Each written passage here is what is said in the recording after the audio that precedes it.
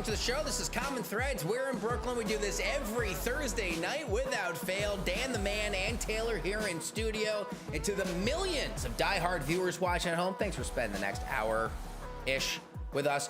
Drop a comment. Comments that are also not very supportive, because we do get those from time to time, as I found out when I came into the studio today.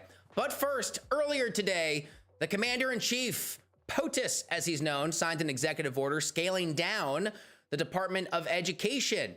Worth noting, he did not entirely eradicate it. He cannot eradicate it. That would take an act of Congress, because after all, the Department of Education was actually created by Congress. It would take Congress to eliminate it. But it does underscore the challenges for the tens of millions of Americans, more than 40 million Americans who have one form or another of federal student loan debt. The Department of Education has in its portfolio more than $1.5 trillion worth of federal student loans. And I get it. You hear a big number like that, your eyes tend to glaze over. But don't forget, 1 trillion is a million, and 1.5 trillion is in fact the entire market cap of Meta, the artist formerly known as Facebook, which is the 7th largest company in the world.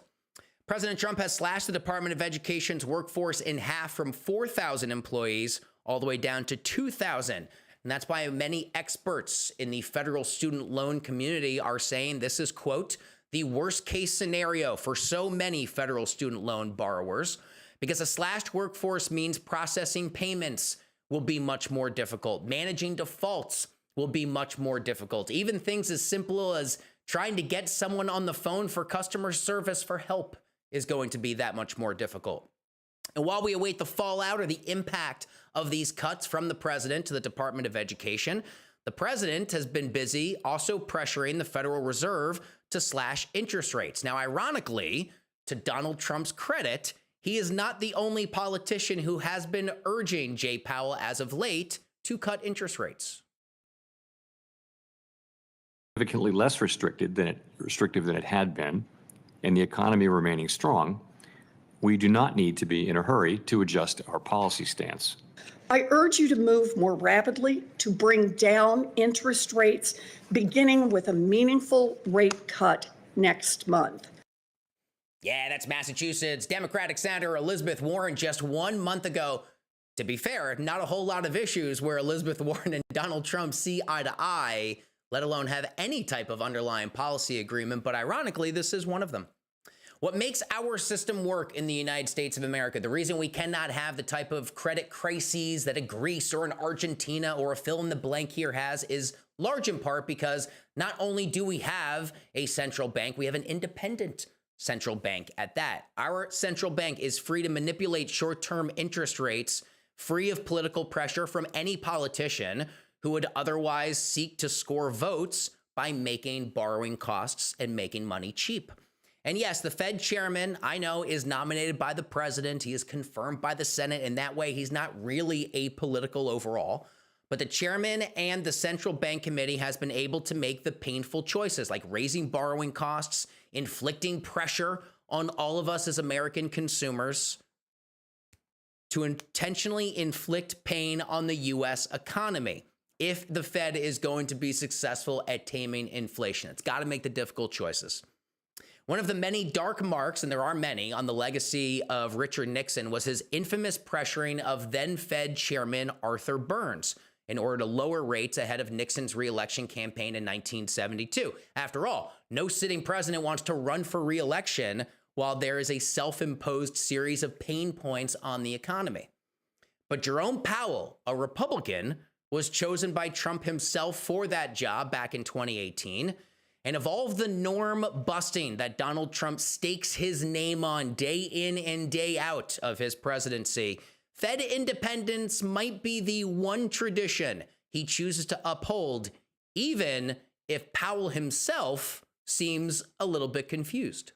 You know, it's still the truth. If there's an inflationary impulse that's going to go away on its own, it's not the right policy to tighten policy, because by the time you have your effect, you're in effect by design, you are lowering economic activity and employment. And if that's not necessary, you don't want to do it. In real time, as we know, it's hard to make that judgment. It's clear that Jerome Powell himself is a little bit lost at times. I love the man, but he is clearly yesterday. It was at times a bit of a confusing press conference. It's clear Powell himself is a little bit lost on how to navigate the admitted uncertainty that Donald Trump's tariff policy is going to have on the state of American inflation. And now to bring in my good friend, Kristin Myers. She is the editor-in-chief at ETF.com. Kristin, grateful for your time here today. I want to start with something that the president wrote on Truth Social in the last few days. He wrote, quote, "The Fed would be much better off cutting rates as U.S. tariffs start to transition their way into the economy. Do the right thing." And then he writes, April 2nd is Liberation Day in America. Kristin, how unusual is it for a sitting president to try and influence interest rates? It's not that unusual if you are President Trump. President Trump has really taken issue with Fed Chair Powell pretty much every time he's been in office. I mean, this is now just the second time, but the first time, I mean, he tried to get him fired. And remember, there was those constitutional questions about whether a sitting president could even actually remove a member of the Fed from his or her job.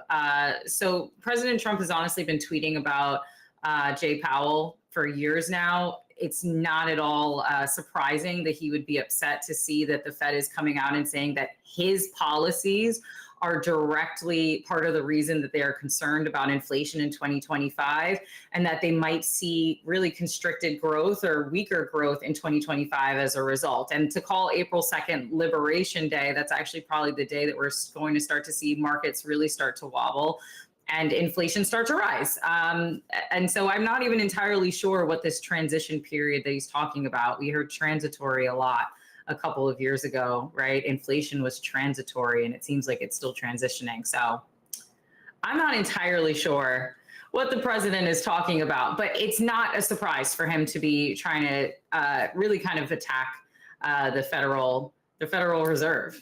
Yeah, that makes two of us unsure. The Fed this week held interest rates steady, but also at the same time continue to project a forward-looking forecast of not one, but two interest rate cuts, Kristin, between now and the end of the year. Given all of the uncertainty of tariffs that Jerome Powell laid out this week, are you surprised by that, as well as the fact that he's opening the door to say Trump tariffs are kind of inflationary? At least we think they may be. I mean, we all know that whenever the Fed comes out and whenever Powell kind of makes a speech, they choose their words very, very carefully, right? So I think I was more surprised that they were going to maintain this 2 rate cut forecast for 2025, which is something that they had in place even prior to these tariffs, really kind of being on the table. So I was actually more surprised by that than I was by the acknowledgement about the Trump tariffs and its potential impact on inflation. I think it was the elephant in the room that he was never going to be able to get away without addressing.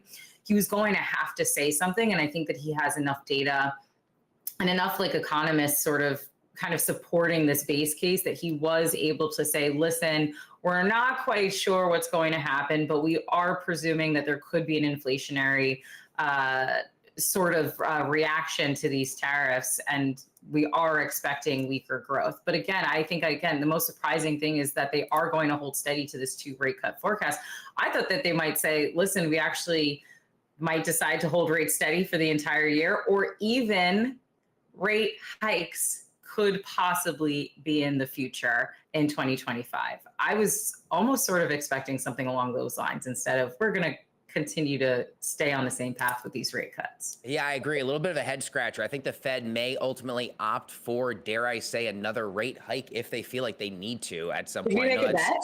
Cover your kind of, yeah. I kind of make a bet right now. We can make a bet like for over like a beer or something. Yeah, because I think that might be the case. To Elon Musk here, if I can, because you're a pro at all this stuff. Tesla stock is down 38% year to date. Yeah. The White House is actively encouraging people to buy Tesla vehicles. What do you make of the president and members of his cabinet promoting a private company like this? Yeah, I'm not a lawyer or a constitutional lawyer, but I thought that wasn't allowed. I thought that the president was not allowed to use the power of their office to promote certain companies, especially in this way, but I could be wrong. But yeah, no, Tesla stock is obviously down. And listen, I think there's one really big reason for this, and this has been discussed with when it comes to Tesla stock for literally years. I have been on camera saying this years ago. Tesla investors do not invest in Tesla. They are investing in Elon Musk. That is literally what they are investing in. They could be faced with problems of deliveries, of production. They face problems of Chinese EV vehicles coming in and literally eating their lunch in Asia and in the Asian markets. And the stock will continue to go up because it seems as if Tesla investors just really ignore some of these kind of fundamentals that other companies really have to face as really placing pressure on their stock. And I think, again, it's because whether you like him or you don't like him, Elon Musk is a very polarizing figure. He's a very enigmatic figure. And he is someone that even people that don't like him say, well, the man is a genius, right? He is incredibly brilliant. I mean, just look at the companies that he has founded.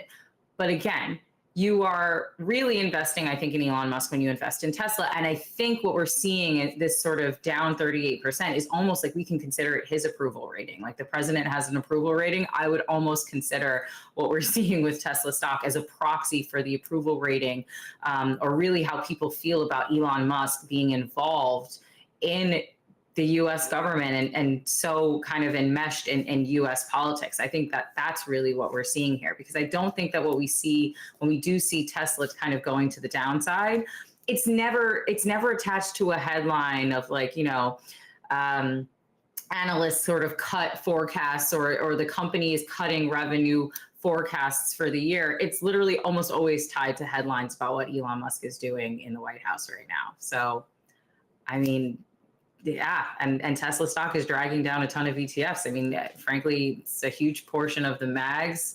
The MAGs ETF, which is MAG 7. I mean, I think people were expecting these high growth names like Tesla to really continue to give them, you know, plus 30% in their portfolios. And yeesh, I mean, I hope you're not in on I hope you haven't been holding a leveraged ETF on Tesla, because you're really be crying. Yeah, it was quite the visual to have the Teslas lined up outside the south lawn of the White House there a couple weeks ago. I mean, just kind of like, was that the one where Trump's like, everything is computer? That's like my favorite, because like Trump drops a lot of gems by accident, and like everything is computer is just a brilliant Trump gem to describe the way that Tesla vehicles work. Since you mentioned ETFs, you are, of course, my friend, the editor-in-chief at ETF.com. You and your team do an incredible job. I wonder what sorts of trends you see investors gravitating towards in the ETF space, Kristin, especially considering, got to imagine there's so much volatility for individual stocks that there's probably much more of an appetite to kind of broaden out a little bit.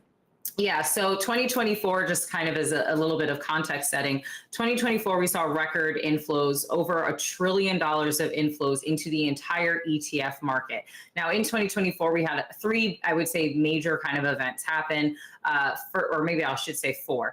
First thing up is going to be momentum. So already we had kind of gotten these record-breaking numbers into the ETF space, and I think that that just really encouraged people to continue to pile more into ETFs, right? You have the tax efficiency, the transparency, the liquidity in ETFs that makes them really, really attractive.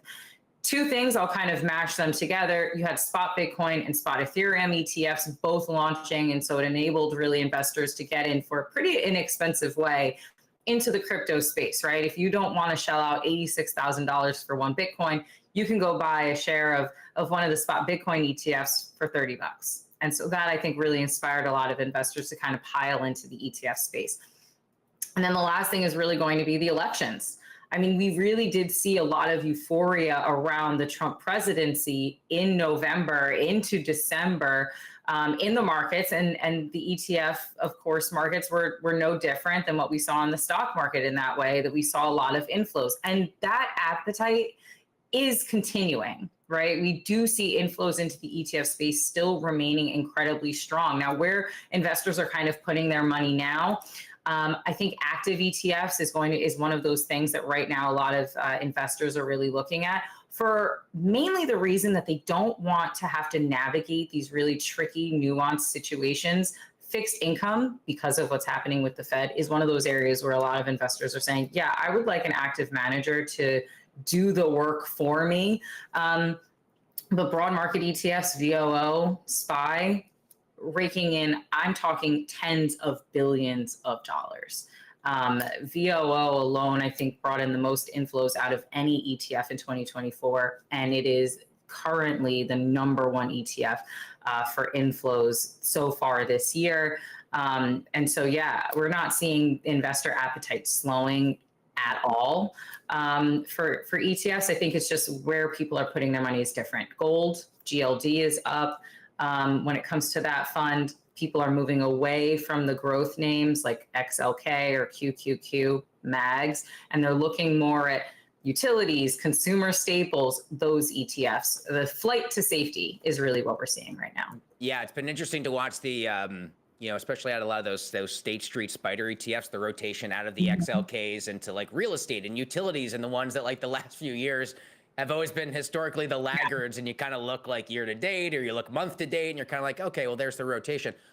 Last question. I don't know if you're allowed to answer this. Do you have a favorite ETF? Well, technically I can. I'm not an advisor and this is not investment advice. And people smarter than me kind of make these decisions all the time. So I would say there's two. I love VOO and VTI. They're not my favorites. I just think that they're really great broad market funds that are accessible. I think if you are an institutional investor, if you want to do a little bit more trading, SPY is a great ETF. But honestly, if there's any sector that you have that you really, really like, there's going to be a fund for you. And so it's hard to really pick a favorite, but I think a lot of advisors and economists say, like, listen, just invest in the market, in the broad market. And there's multiple ways to do that. And there's a lot of really great funds that you could do that with. There are really great ones. And I know you're a killer financial journalist because you gave the obligatory correct answer before you gave your response, which is, I'm not a financial advisor. But I'm not an advisor. This is not investment advice. It's not even technically my favorite fund, right? But a lot of advisors that I interview, they love VTI, they love VOO. Absolutely. I always say I'm not a financial advisor, but I talk with people who are and people who are way smarter than I am, and I can tell you what they say. Awesome. Exactly. You're welcome back here anytime. My very good friend, Kristin Myers, the editor-in-chief over at ETF.com. Kristin, thank you. Of course. Thanks for having me. Let's do it, folks. Time to hear from our panelists, our special guests, our guests of honor. What do we want to fill in the blank here with? Roundtable. Our roundtable of expertise. All right, making his return appearance on the show, the great Carlo Versano. He is a politics editor over at Newsweek. He is there. Nope, I lied. He is on that side. And making his debut on Common Threads, one of my very, very dear friends. I love both these guys, but Daniel and his family and his dog, the great Daniel Strauss. Daniel, I gotta be honest with you, man. I don't know exactly how you're titling yourself these days, so I'm going with Hall of Fame politics campaign reporter. Daniel, how does that work for you? That's fine. Yeah, politics reporter, Washington reporter, that works. The Mount Rushmore of people in my life in Washington, D.C. That is absolutely true. Daniel, and so I'm really grateful that you're on the show today for the first time. And Carlo, shout out to you, man, coming back for more. We didn't turn you off the first time. That's awesome. Durkin, I missed you, man. I missed you guys. No, it's good to be back. Seems like there's been a fair amount of news lately, huh? Well, you know, I could have talked to you guys 5 minutes ago, and in the last 5 minutes, there would have been a shit ton of news. So that's how we roll. Carlo and Daniel, welcome to the show. Okay, so you just heard Kristin Myers and I there a few minutes ago. We were chatting about the latest with Tesla stock. I'm not so interested in the stock component, but if you guys have any thoughts on the markets, you're welcome to get into it. But really the human component of Tesla and Elon Musk, and really a lot of this pushback that we've seen politically against Musk and Trump.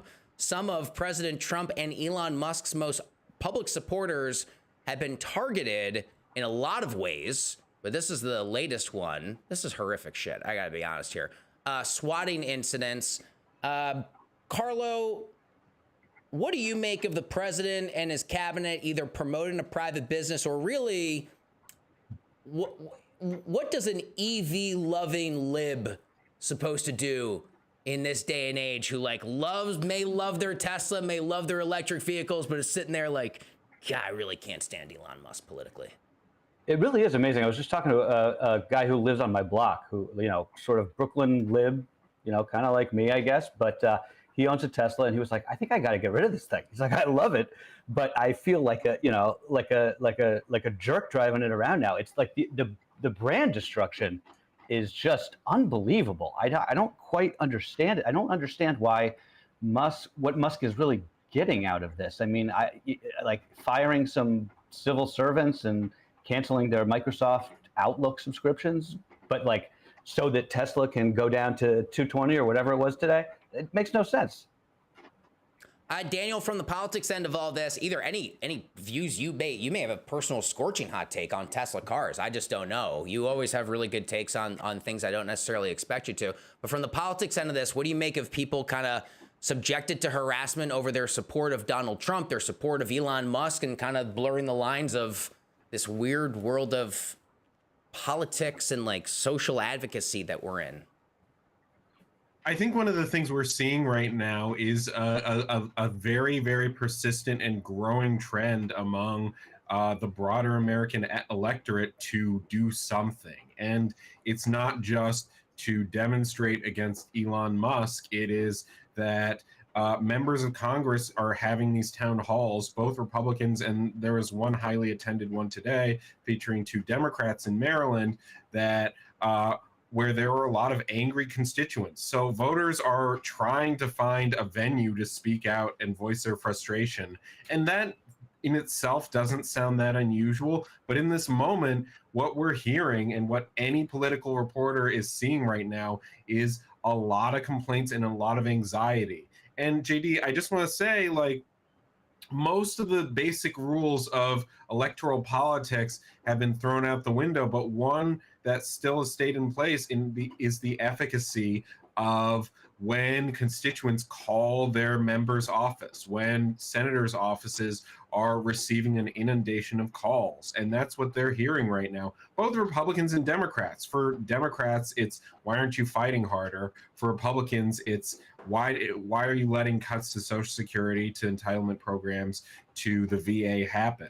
So as in terms of harassment and Elon Musk and Trump, that's not something we're going to see abate anytime soon. If anything, I think it's going to only increase in the weeks and months ahead, especially as this administration moves to gut Social Security spending and really sort of third rail sort of entities in the federal government that people, and even I, didn't think would be at all vulnerable even to a more aggressive Trump in this administration.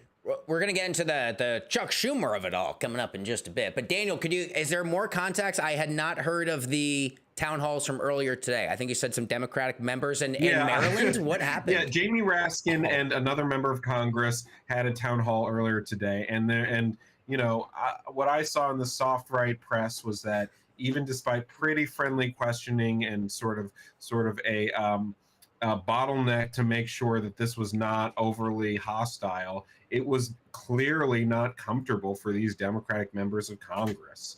And, that's the experience that a lot of Republicans have had over the past few weeks recently. And even House Speaker Mike Johnson has strongly advised his caucus to avoid town halls just because of the optics of this. Look, I think it's pretty clear to say that Americans across the spectrum are really frustrated and really concerned right now about the depths of cuts to the federal workforce and what that means for their 401ks, for their Social Security, for just the services that an imperfect American federal workforce still provides to the American people and that Americans expect. The current president has talked about how that this would be an era of love and a golden era, but like the temperature has not gone down at all since Donald Trump was reelected. It's a great point. And we kicked off the show, and I did a bit on the slashes, the cuts to the Department of Education. You got a lot of longtime public servants who benefit or would have stood to benefit from federal student loan forgiveness once you're in the position for about a decade. And a lot of them were like just coming up on like 9.5 years and then lost their job. And so not only are you out of a job, and to Daniel's point, Daniel's down in the district, in the swamp, as we say, Obviously, there's a disproportionate impact on the federal workforce in and around the DMV area. And they're sitting there being like, I was like just 3 months away from being able to have my student loans basically erased because of my, in other words, like basically my service to my country. And now I don't get to benefit from that. Carlo, have you been surprised from these town hall reactions we've had, not just against Democrats, but about Republicans as well? To Daniel's point, you know, the president comes in and says a second term, everything's going to be big and beautiful. We're all going to get along.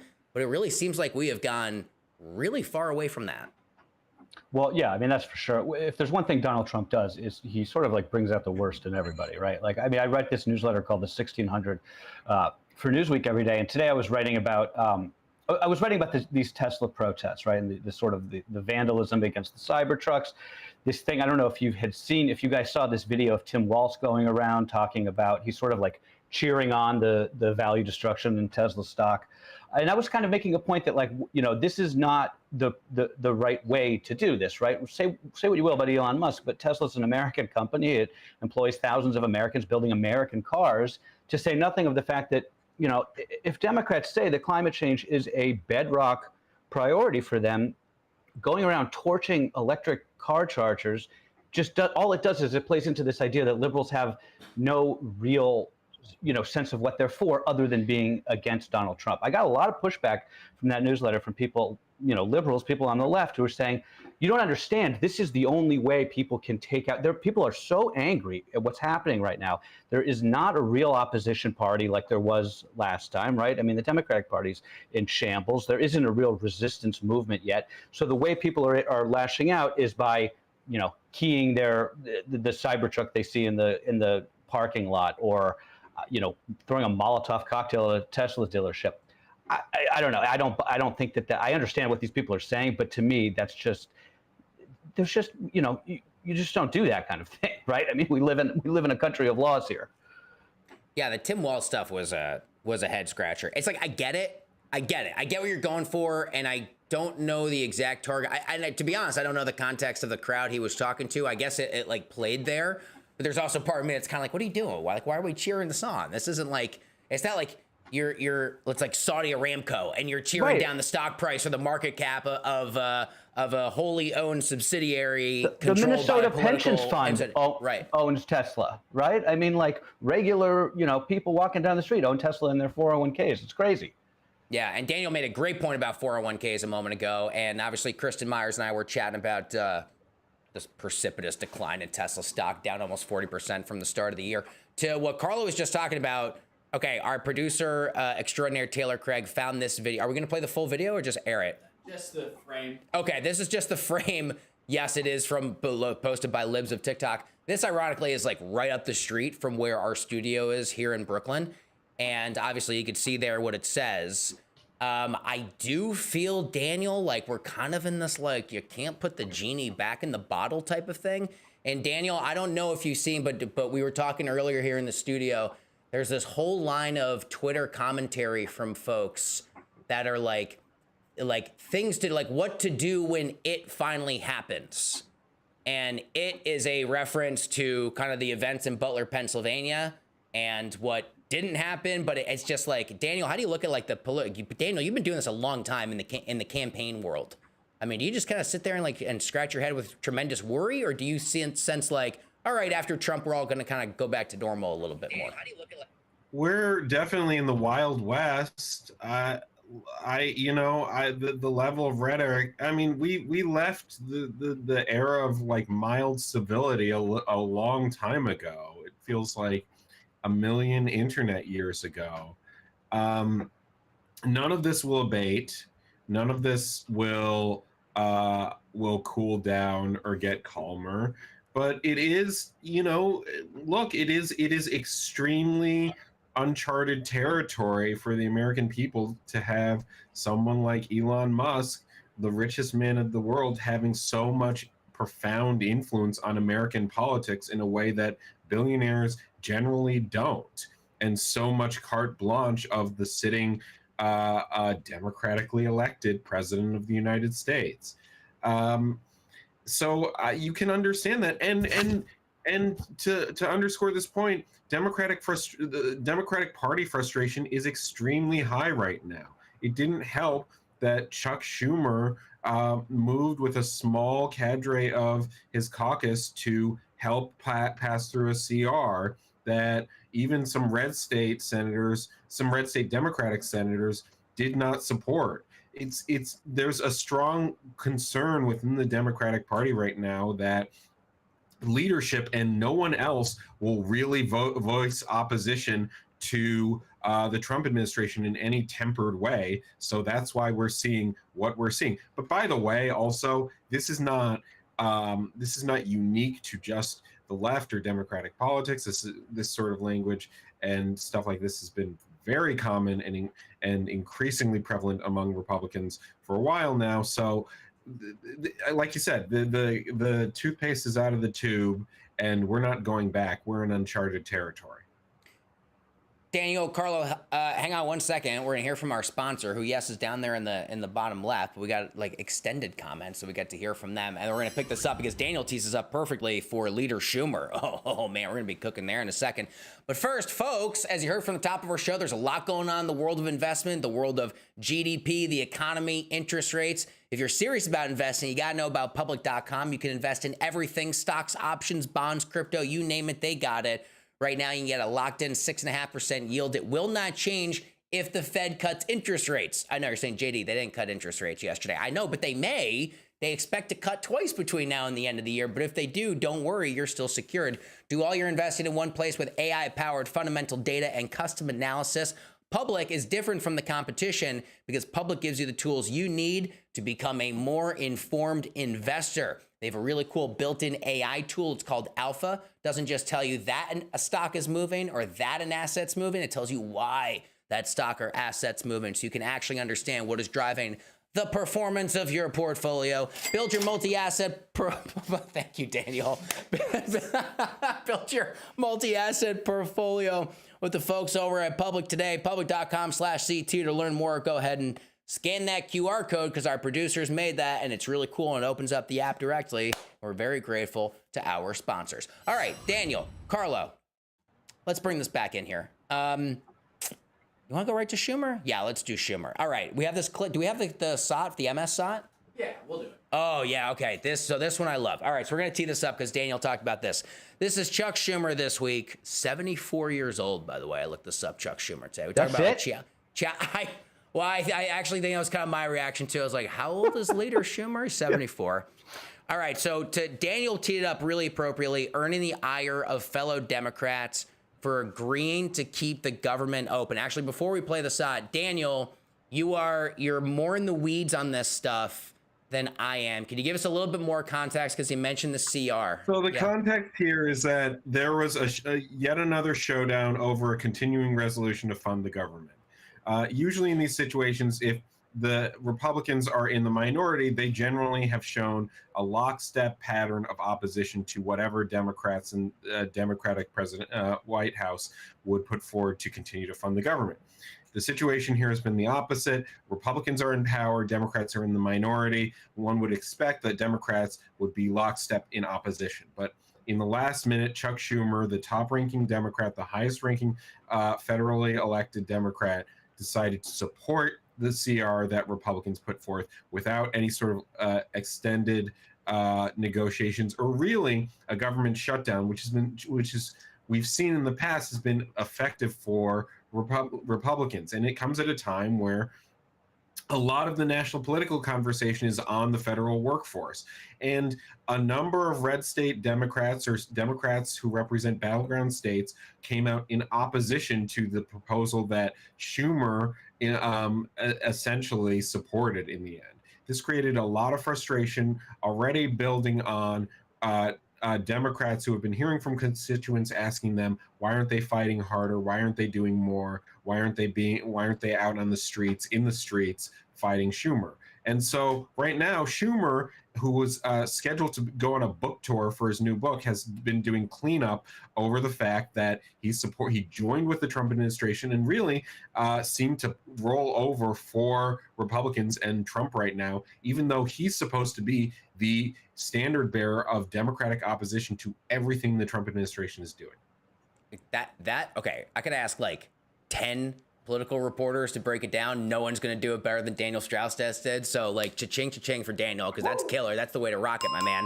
So first of all, I forgot about the book tour. The book tour detail is super funny.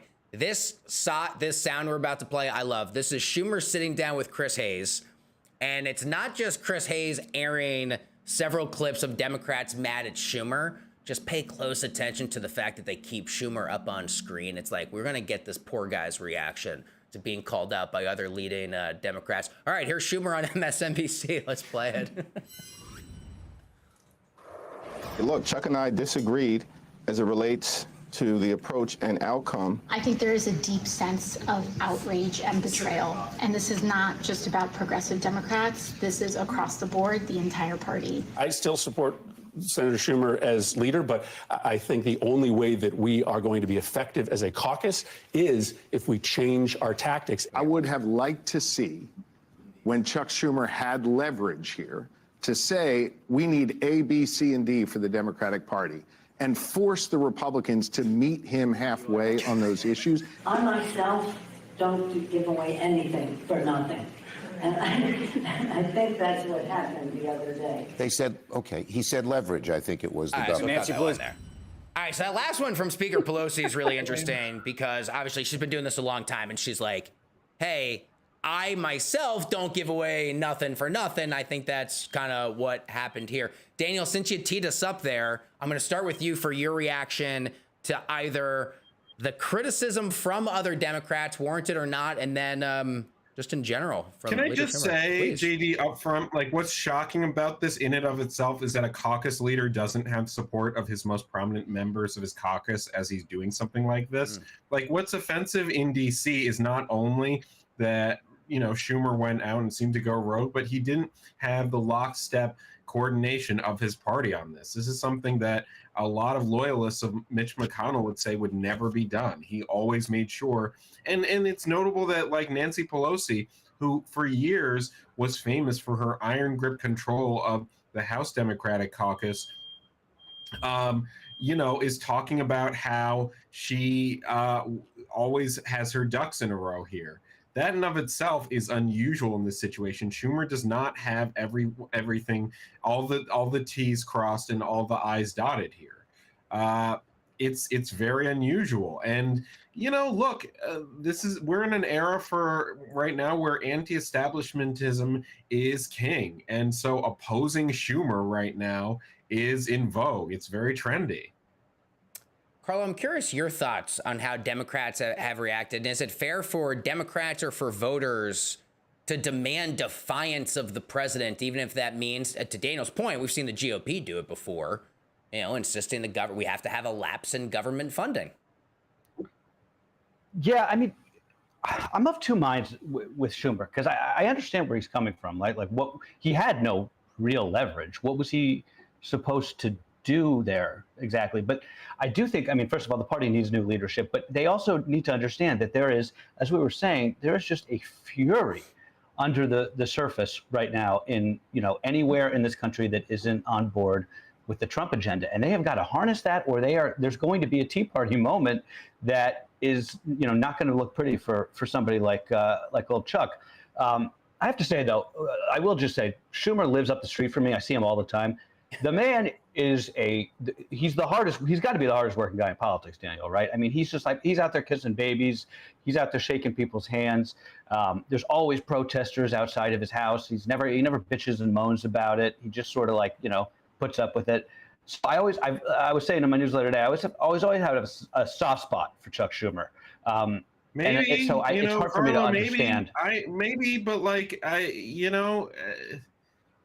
he didn't have his people ready for this. Like, where was that? I guess I hear what you're saying. Like, he works hard. He was clearly not, this was not the organization that you would think an opposition party needs to have in this moment. No, I agree with you there. Yeah, for sure. Like, I don't understand. Like, he has made himself endlessly vulnerable, and I've done a soft round of calls about who comes after him, and none of my sources will say who, but like, I know from how they're responding that the question has come up. Like, this is not Republicans are much better at like advertising that they would be better in power when they're out of power than Democrats. Can you tell us Sorry. any of your sources give you any names?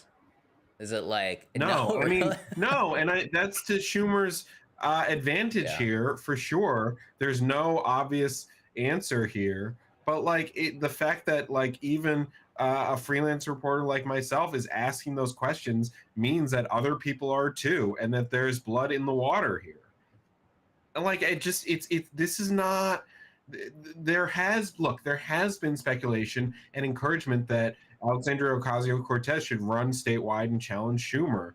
And, you know, given what's going on, given the larger dissatisfaction and larger lack of confidence that the incumbent Democratic senator is fighting sufficiently, I think AOC would see more support than she might otherwise see if she were to run among a broader spectrum of the Democratic Party.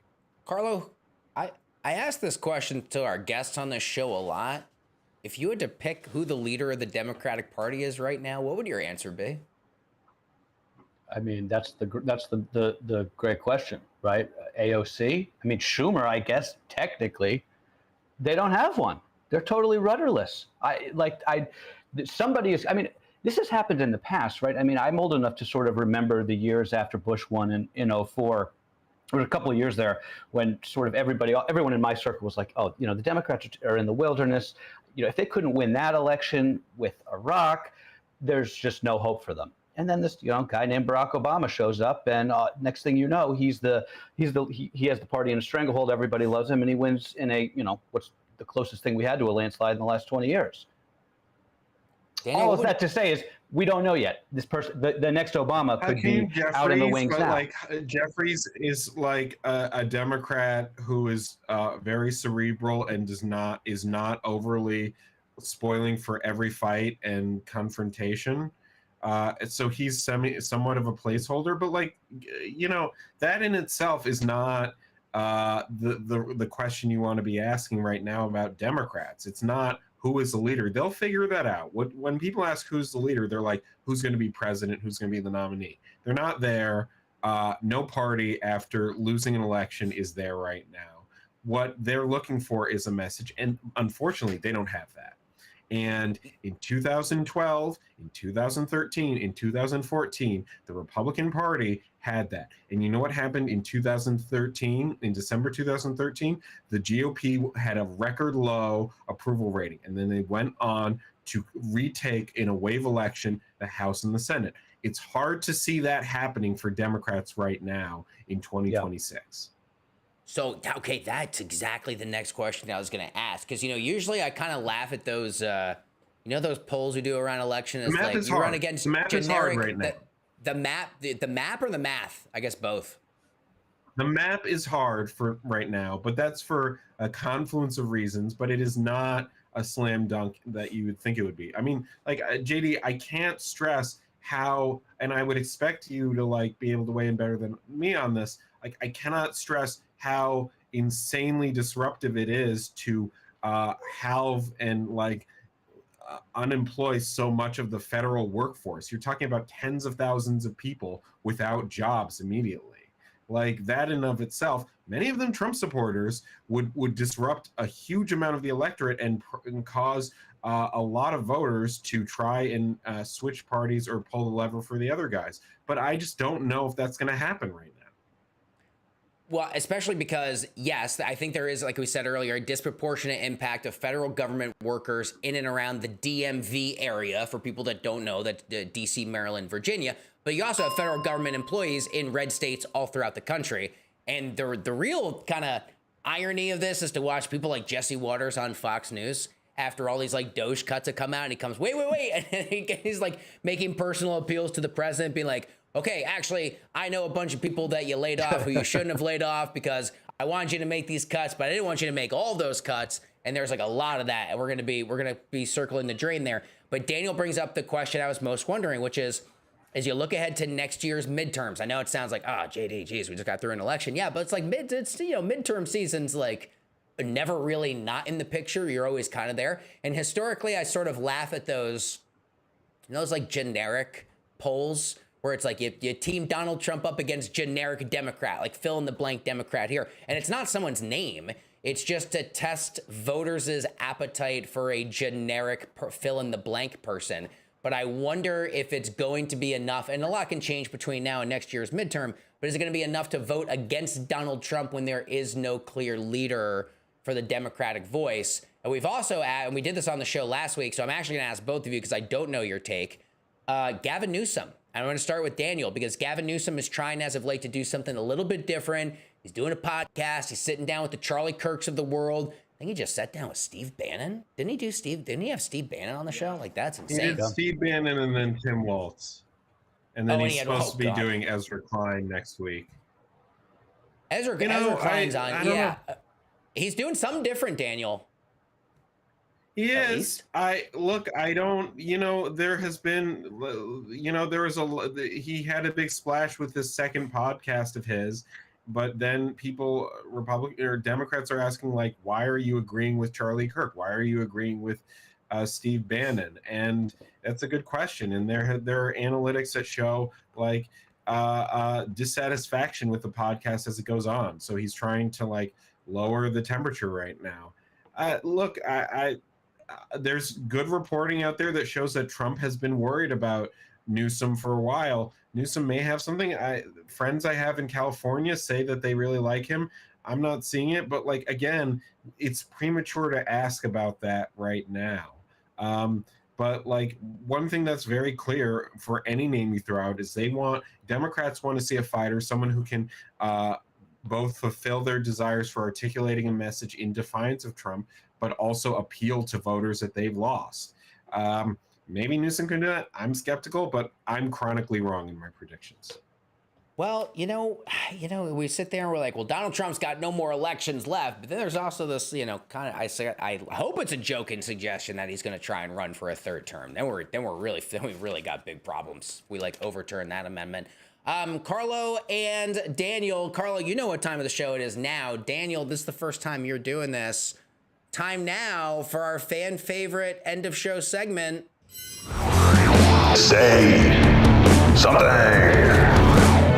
nice. It says say something nice, brought to you by Public. I'm gonna have Carlo go first here, so Daniel gets a second here. So Daniel, to all the millions of people watching the show for the first time, there are millions of you watching at home. The spirit of this and the reason we did the show was to have people try and say something nice about anyone in the political arena with whom they disagree. So, Carlo Versano, there he is, say something nice about Donald Trump and the state of the Trump presidency. What do you got there, Carlo? I don't necessarily think getting rid of the Department of Education is that bad, right? I mean, what are we, like 40th in reading and math? Like, American education's a disaster. If there's anything that can use a Trumpian sort of slash and burn mentality, I think it's that. Does that count? That counts, yeah. I just got a very good out of the live studio audience here in Brooklyn. Daniel, I would like you, if you can, to say something nice about a different department, the so-called Department of Government Efficiency, more colloquially known as DOGE. Daniel, can you say something nice about it? Well, okay, it's not my job to say something nice or not nice about a federal agency or quasi-federal agency. That's that's actually a great answer. But you have to give them props for gaining a level of prominence that I did not expect. I really thought this would be sort of an in-name only sort of organization that did not have much teeth, but boy, oh boy, was I wrong. So props to them for gaining a huge amount of power in a matter of 3 or 4 months. That is very difficult to do in Washington, D.C. People spend decades here trying to amass that level of influence, and Elon Musk and his cadre of 20-somethings have done that in a matter of days. So very. I doff my And cap to you. he got the astronauts home. I'll give him some props for that, right? He brought the astronauts back. He did bring the astronauts. The astronauts are home. The astronauts are home. Boeing fucked up, and they did. They got the Starliner did not work, and they got him home. I do.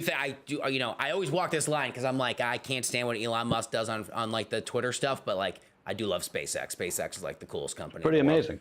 I'm going to very easily say something nice about both our guests. You are two of my favorites, and the two of you are welcome back on the show anytime. My absolute best to your families in a very special way.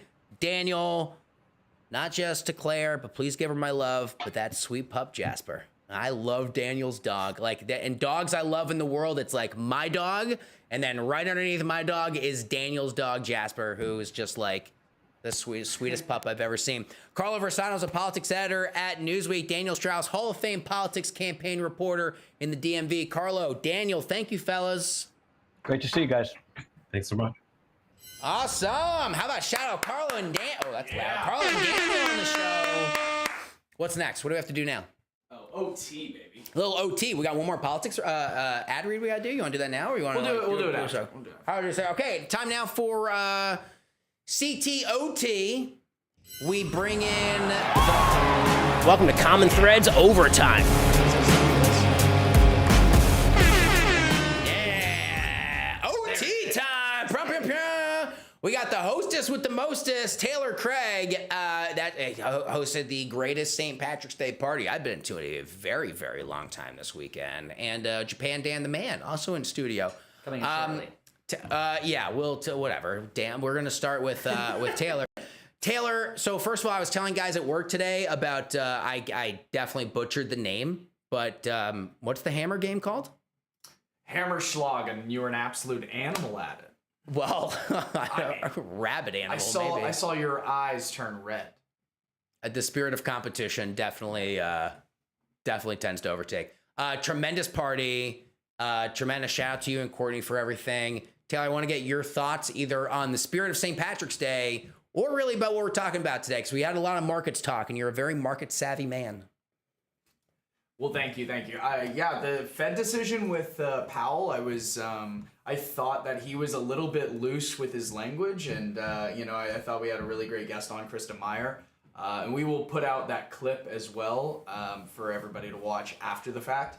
But yeah, she broke it down in a really effective way, I thought, and I love the way that we kind of got through this show as well, and talked a little bit about this weird sort of wing of the left, and I mean, if you're online and you're like kind of in a young age bracket, the same contingency of Democrats that are like cheering on Luigi for killing a health insurance CEO, that same kind of contingency is sort of like calling for blood for somebody like an Elon Musk. So I just think it's a very interesting time, and I like the way you said it earlier about like the toothpaste. Can you put it back in the tube after the unraveling has sort of begun? It's nothing to celebrate. It's something to just sort of watch closely and keep an eye on. But I'm glad that we got to that topic. It was definitely something that was of high interest to me personally. I've never understood the Luigi thing. I just saw on social media today. I forgot what country it's in. I think it's out in Spain. Someone made this like just enormous mural celebrating the man. And I'm like, there's a lot of things I could look at that I disagree with. I'm like, okay, well, I get it. I don't agree with it, but I get it. I just don't get it. I'm totally befuddled. This was just cold-blooded, broad daylight murder being celebrated. I don't want to get too off topic of that, but I do agree. And I think it's a very scary thing. And especially when we looked at the Brooklyn thing, we're like, yo, that's like down the street from where we are. That was a weird aha moment before the show. When we looked at that, we're like, oh, there it is. Got it. I'm in danger. Yeah. Right. No, it was literally like 3 blocks down the road. They're like, want to kill Elon? Who wants it? And it's literally like that exact message, and we'll pull it up if we want to show. But yeah, that exact message of who will kill Elon, you can tell it has a sort of, connotation of you will be glorified if you do. Yeah. That is what sort of struck a chord with me when it came to the whole Luigi thing. It's certainly It reminds me of sort of like class warfare when people see like the rich and powerful, like the United Health CEO, like an Elon Musk, like, and they feel like everything is rigged against them. That their vote obviously did not go far enough. So it seems like other means are being resorted to. Been a lot of times in the last 10 years in our national politics, I've been like very worried about where the state of things are, but like things have gotten like demonstrably worse. I think there's a lot to be gravely concerned about. I wonder if there's, what is this? Musk's X. Oh yeah. What was with the Twitter valuation thing? So this was funny because I was like a lot of other people. I mocked the fact that Elon Musk spent way too much money on Twitter a few years ago and then changed the name, and it's stupid and no one calls it X, but regardless, hi to everyone who's watching on Twitter. Do we have a sense from the Financial Times on what they are attributing the increased? What I believe it was a $1 billion investment. Let me see. And I imagine that's at like a 1/44 of the company. Right. Raised fresh capital in a primary round. Revenues have dropped since Musk's takeover. Yeah, because advertisers fled the program. I feel like the $44 billion figure was also, I mean, you know how these deals shake out. Sometimes it can be a little symbolic of where you place a valuation.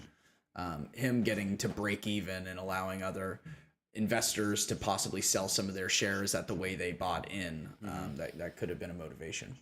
Lenders have been saddled with debt while Musk sought to turn around X's operations and equity. Proved after he gave 25% stake in the AI startup. Oh, the XAI stuff. Yeah, maybe Grok. Have you played around with Grok? Not much. No, Grok, I believe. My favorite question to ask Grok is keep the answer simple. Give me one name. Who's the single biggest distributor of misinformation on this platform? 10 times out of 10, it says Elon Musk. I'm like, all right, well, I'm not going to argue with it. I guess Grok's actually pretty good.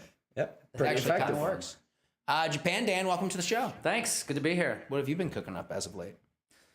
Not much. What was we were talking about pyramids or something? What was going on?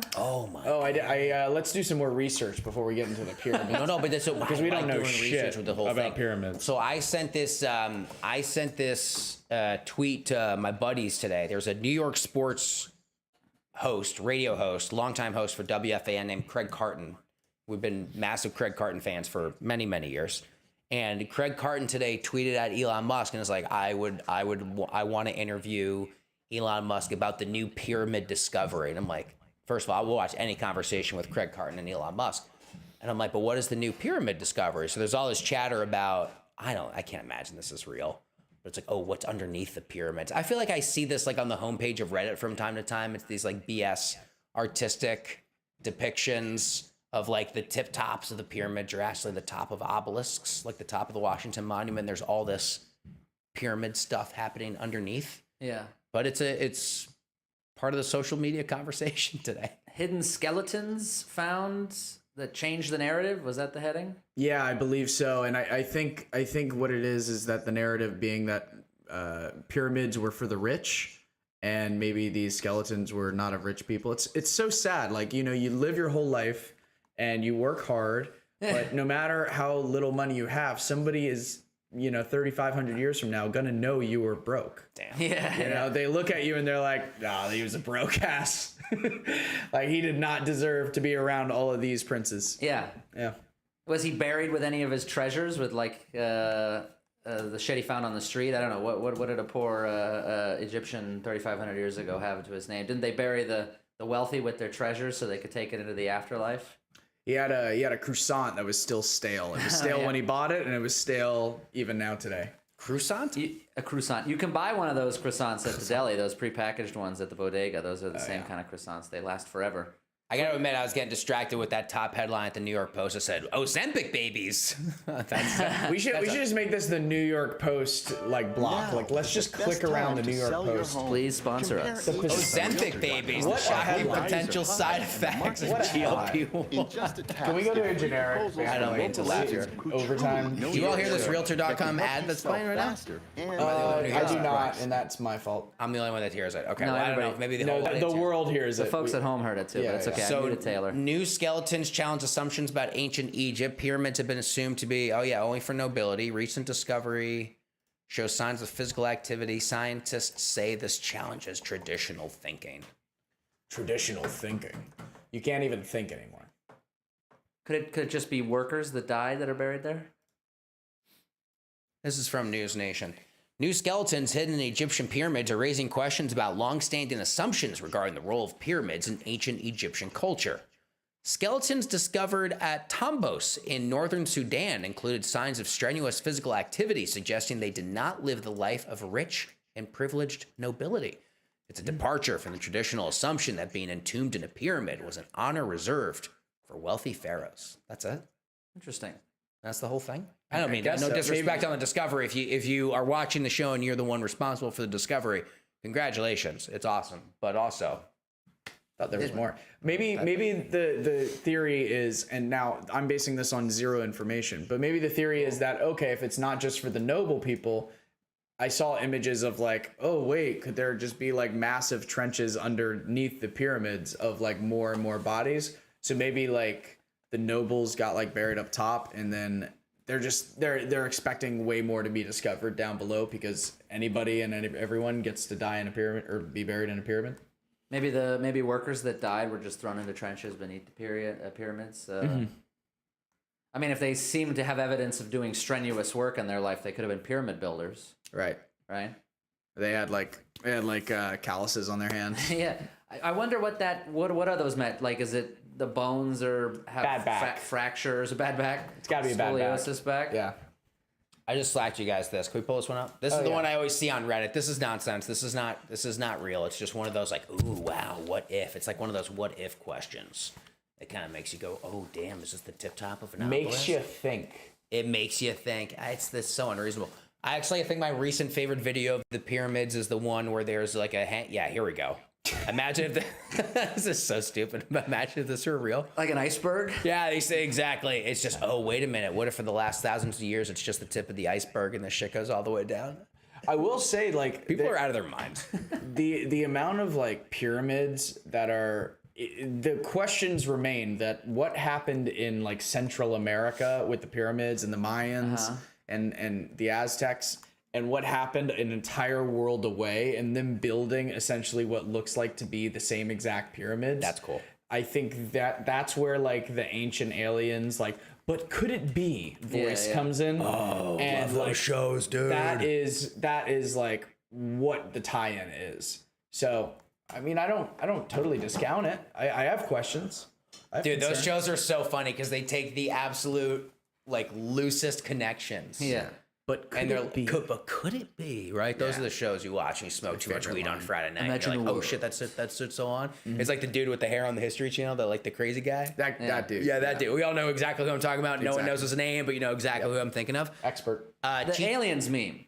Yeah, correct. Yeah. That guy from like 10 years ago. Yeah. Chichen Itza in Mexico. That's the other. They're not exact comparable pyramids, but they're comparable enough, I think, to Taylor's point of like, dude, these were thousands away. Yeah.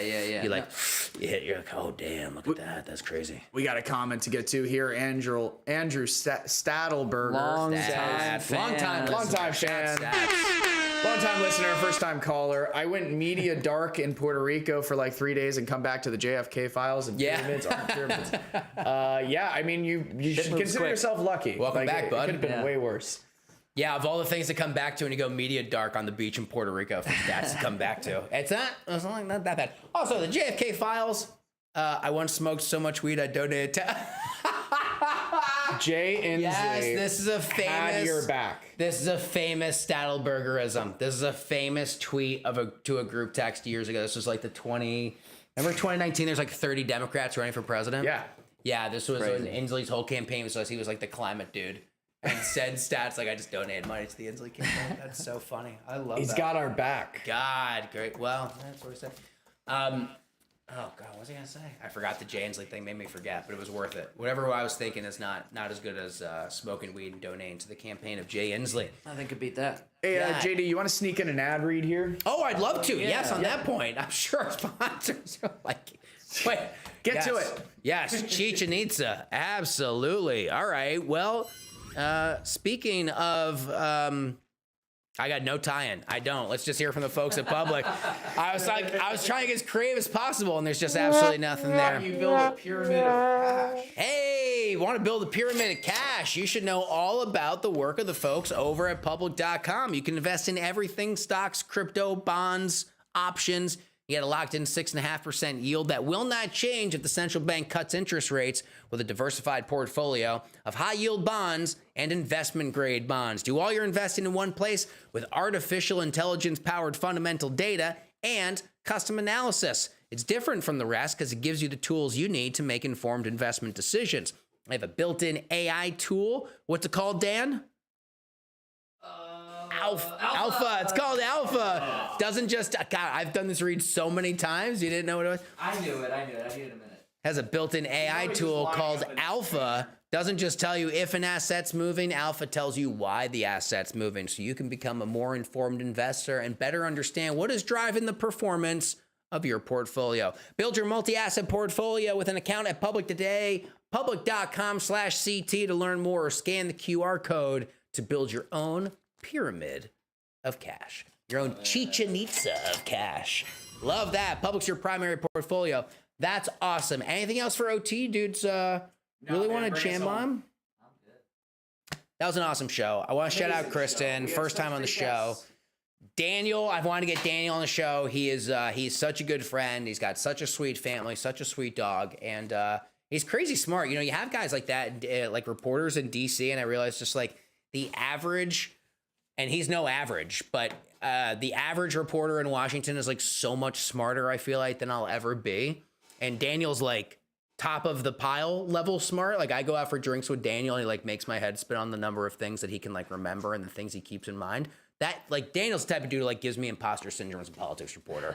When I was a Capitol Hill reporter, I'd be like, damn, I don't know this stuff anywhere near as well as Daniel Strauss. And he was incredibly laudatory of you. He said, you probably know better than I do at one point. I paid him $20 to say that. Yeah, no, he was very, and that was very kind of him. But also, I dog sat for him last year, so I feel like he's just like throwing me a bone the way I threw Jasper a bone.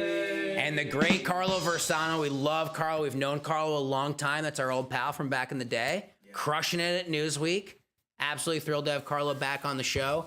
And of course, above all else, we got to shout out Andrew Stadelberger, who once upon a time smoked so much weed, he donated $10 to the campaign of Governor Jay Inslee. Folks, that's going to do it for today's edition of Common Threads. We will be back next Thursday with a whole new edition of the show.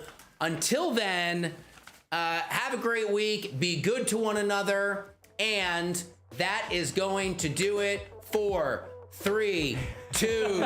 See you next time. Good night.